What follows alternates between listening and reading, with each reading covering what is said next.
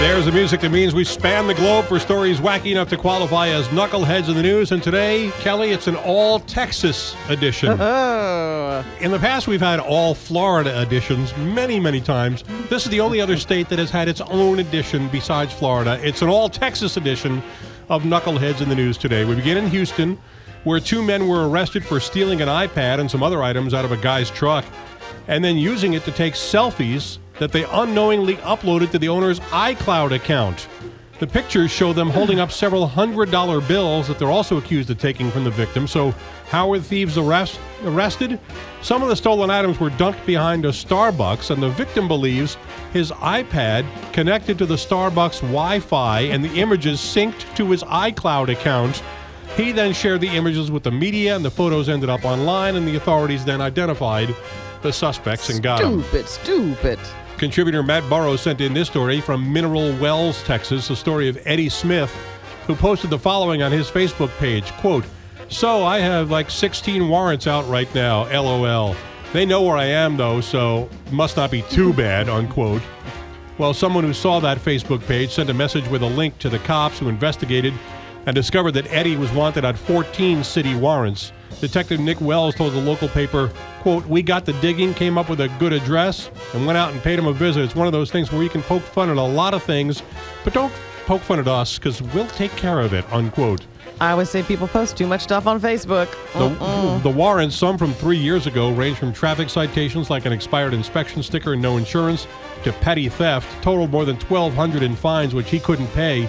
So Eddie is now doing 51 days in jail. Police Chief Dean Sullivan says his department welcomes such bragging on Facebook. Quote, "The NFL calls it unsportsmanlike conduct, excessive celebration. We just call it genius and leave it at that." Now our colleague Jim Hewer sent in this story. Dateline, Houston, Texas. A man climbed onto a tree and onto the roof of a Family Dollar store early Sunday morning, then managed to break a hole in the roof and enter the building, but after making his way through the roof, trying to get in to steal some cigarettes, he fell through the ceiling just as a police officer arrived in response to a call about a potential burglary at the Family Dollar store. The thief was literally at the cop's feet, arrested immediately. How does he get a hole through the roof? You bring equipment, but not brains. Yes. And we finish again in Houston, where Ben Lucas came home to find a banged-up UPS package inside his front gate. He has surveillance cameras outside his house, so he checked the video and saw the UPS driver walking up to his gate, which was locked, and instead of setting the package down outside the gate, the driver tossed the box over the fence. The package then broke open and damaged hundreds of dollars worth of .22 caliber ammunition and some chemicals and a machine used to clean gun parts. It's Texas, after all.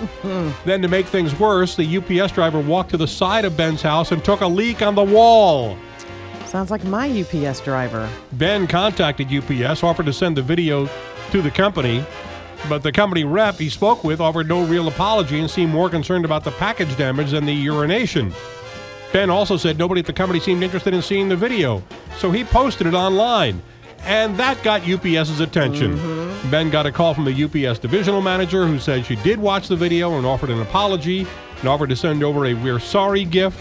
Ben says, "That's what I kind of wanted. I just wanted somebody to say, yeah, you shouldn't have done that. We'll try to make sure that doesn't happen again." The way they're doing that is by firing the driver. And those are your all-Texas Knuckleheads in the news today, here on the Big 550 KTRS St. Louis. It's so low, the phones are ringing off